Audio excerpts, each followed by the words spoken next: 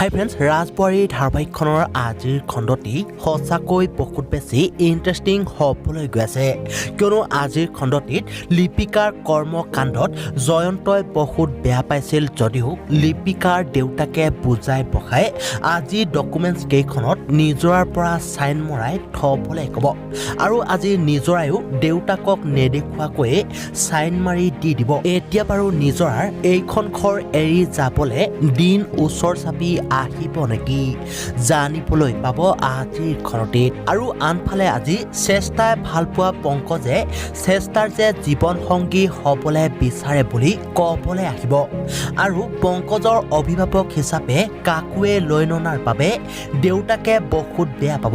এতিয়া বাৰু দেউতাকে পংকজৰ প্ৰস্তাৱটো সমৰ্থন নকৰিব নেকি? গতিকে এই সকলোবোৰ জানিবলৈ চাওক ৰাজবোৱাৰী ধাৰাবাহিকখনৰ আজিৰ সম্পূৰ্ণ খণ্ডটি।